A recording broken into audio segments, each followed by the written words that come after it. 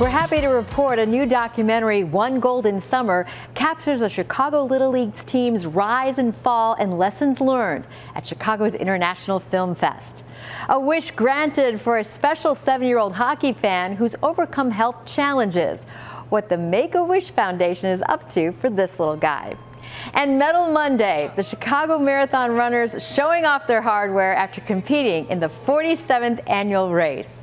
Hi everyone, I'm Allison Rosati. So glad you're here. I'm happy to report the good news going on in our area and beyond. We begin with another successful Bank of America Chicago Marathon. It's in the books. More than 50,000 participants from all over the world took to the streets of Chicago with more than 1 million spectators cheering them on. For many runners, it was the experience of a lifetime.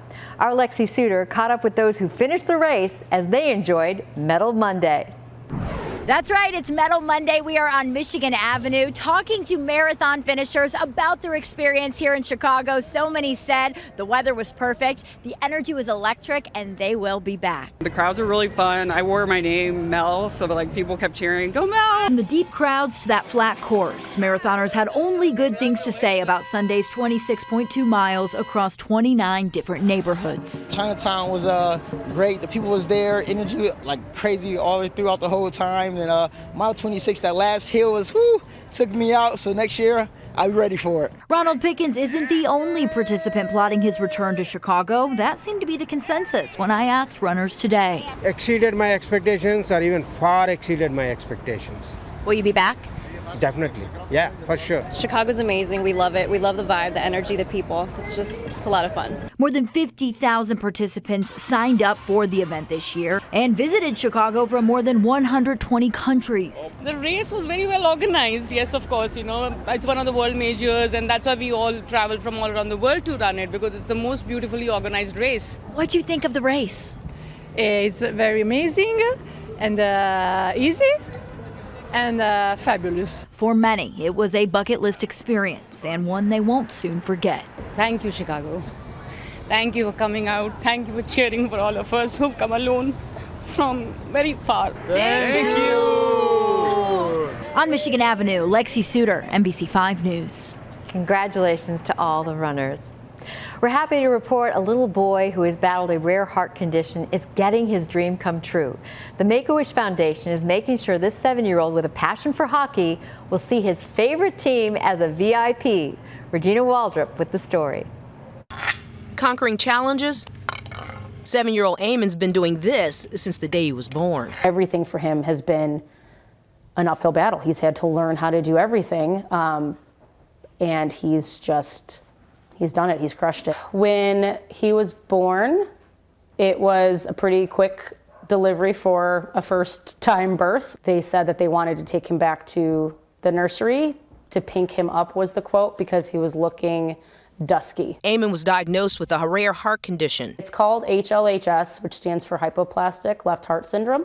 So it just means the left side of his heart didn't fully develop. He would need surgery, the first one taking place just hours after he was born. At that point, I'm just stunned. I'm like, I hope he makes it through. I hope that I can get to see him be living and breathing, because I didn't even get to hold him. And you see this 1-day-old baby that has, I call it medical press and seal. It's just his chest is still open because of the swelling. They can't close it right away. And he just has like this yellow plastic film that's covering it for infection. Eamon would spend 10 months at Lurie Children's Hospital and have 4 open heart surgeries.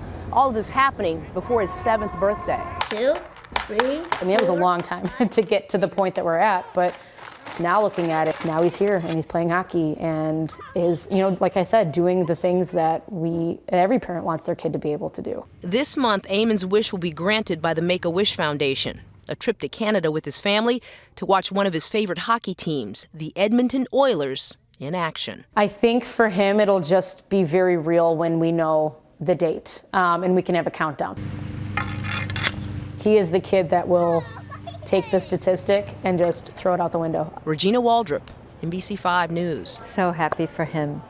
More good news. Fashion, art, and purpose came together at Navy Pier for the City of Confidence Fashion Experience. The show was part of the Chicago Fashion Week. featuring confidence apparel, streetwear, and evening wear. And showing their style and confidence, guests were treated to a live performance by America's Got Talent 2025 finalists, the Leo High School Boys Choir. Organizers say this event is all about celebrating confidence in style and in spirit. So use empowerment through fashion and show the world that you don't just have to wear logos, you can wear empowerment, words of affirmation, and still look fly. Proceeds from the show will benefit a Silver Lining Foundation in support of breast cancer awareness. We're happy to report Chicago's Italian-American community celebrated Columbus Day with its annual parade, a tradition going on since 1952. Marching bands, dignitaries, and floats sailed down State Street.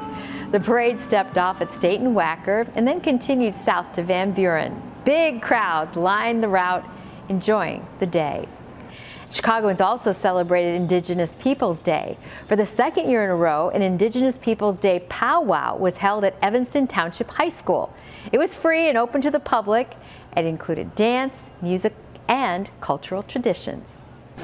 Chicago is hosting the nation's longest-running competitive film festival. The 61st Chicago International Film Fest kicked off at the Music Box Theater with a gala red carpet. The opening night featuring the premiere of One Golden Summer. It's a documentary chronicling the triumphant rise and devastating fall of the 2014 Jackie Robinson West Little League team. They had their Little League championship title stripped from them after allegations that the team used ineligible players. It feels really good to come out here and be recognized and have our stories told. 6 other films are competing in the festival, which runs through October 26th. A big honor for a Northwestern University economics and history professor. Joel Mokyr was awarded the 2025 Nobel Prize in Economics. He shares this prize with 2 other economists who developed the theory of creative destruction, how innovation replaces the old with the new. We can observe in the past economic systems, economic societies, economic interactions that we don't have anymore. Northwestern officials call his win a proud moment for the university and a tribute to decades of groundbreaking scholarship. Congratulations, Professor Mokyr. And Northwestern also earned a special honor, different kind, this week from Pop-Tarts after they played spoiler and defeated Penn State on the road. It was a crazy football game, so crazy that Pop-Tarts named the Cats, the Wildcats, their crazy good team of the week. This was decided by the Football Writers Association of America. Congratulations.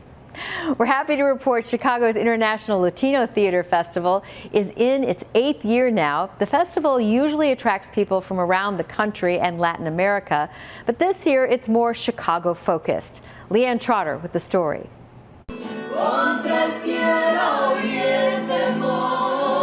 Contraritmo is a musical that explores the themes of love, identity, and cultural heritage. This is about the mariachi music, or traditional music, meets ballet. So these are 2 different worlds. So they come into like a very fiery clash between rhythm, love, and tradition. The musical is produced by Teatro Innovarte, the first Spanish-language musical theater company in Chicago, and it's on stage at the Aguijón Theater, the longest-running Spanish-speaking Latino theater company in Chicago. For us, it's very sacred. We call this our sacred stage. The musical is one of more than a dozen productions across 13 theaters and cultural venues in Chicago and Northwest Indiana. It's all part of Destinos, the Chicago International Latino Theater Festival, founded by the Chicago Latino Theater Alliance. Some productions are presented in English. To amplify and uplift our stories and to help promote more visibility for our community on major stages across the city of Chicago, while also ensuring that we are making theater accessible to different communities. The festival usually features artists from around the country and Latin America, but due to the current political climate, it's more Chicago-focused this year.